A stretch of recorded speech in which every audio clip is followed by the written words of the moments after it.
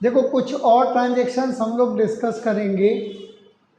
यदि किसी एसेट को खरीदने से रिलेटेड यदि कोई खर्च है तो उस खर्चे को एसेट की कॉस्ट में ही जोड़ दिया जाता है ना। देखो, when any expenses related with purchase of machinery या asset oblique asset incurred then such expenses are added in the cost of machinery और एसेट, है ना। ठीक, फॉर एग्जाम्पल फ्राइट है, इंस्टॉलेशन एक्सपेंसेस है, कैरेज इनवर्ड है, एटसेट्रा, है ना। जैसे सपोज दैट हमने 5 लाख रुपए की एक मशीन खरीदी, है ना। अब दिल्ली से वो मशीन दिल्ली से खरीदी है, ठीक। दिल्ली से कटनी तक आने में उस मशीन को का भाड़ा लगा, सपोज दैट फ्राइट लगा 5000। एक इंजीनियर आया, उसने उस मशीन को आपके प्रेमाइसेस में इंस्टॉल किया, लगाया, है ना। उसको हमने 2000 रुपये दिए, तो टोटल मशीन की कॉस्ट कितनी हो गई?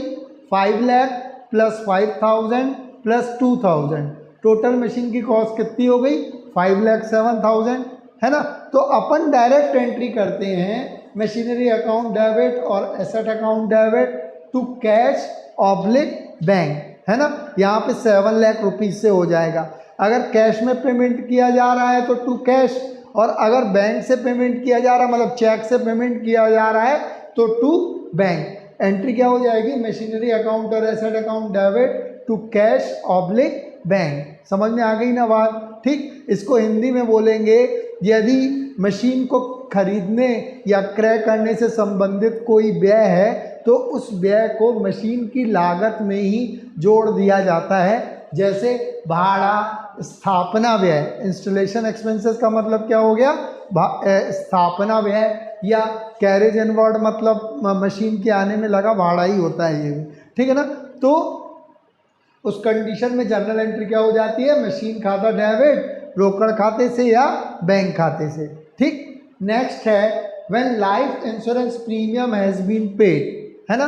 देखो, जब जीवन बीमा प्रीमियम का भुगतान किया जाए, हिंदी में बोलेंगे, ठीक है ना।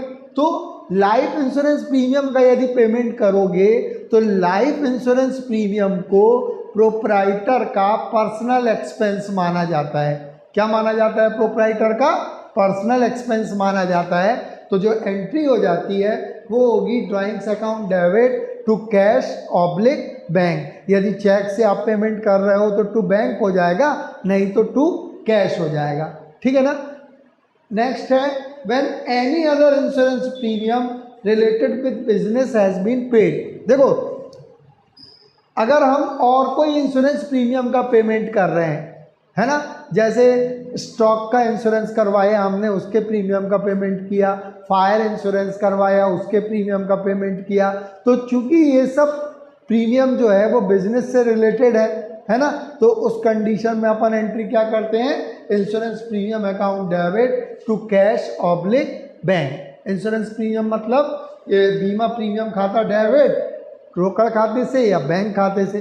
समझ में आ गई ना बात? ठीक, तो नेक्स्ट है when income tax has been paid, है ना। इनकम टैक्स मतलब आयकर का जब भुगतान किया जाए, आयकर को या इनकम टैक्स को भी प्रोप्राइटर का पर्सनल एक्सपेंस माना जाता है। क्या माना जाता है? प्रोप्राइटर का पर्सनल एक्सपेंस माना जाता है। तो एंट्री क्या हो जाएगी? Drawings account debit to cash oblique bank, है ना। ठीक, देखो, अगर आप किसी और टैक्स का पेमेंट करते हैं जो बिजनेस से रिलेटेड है, बिजनेस से रिलेटेड है कहने का मतलब है जैसे हमने सेल्स टैक्स का पेमेंट किया या आपका कमर्शियल टैक्स का या जीएसटी का पेमेंट करते हैं, है ना, तो उस कंडीशन में एंट्री क्या हो जाती है?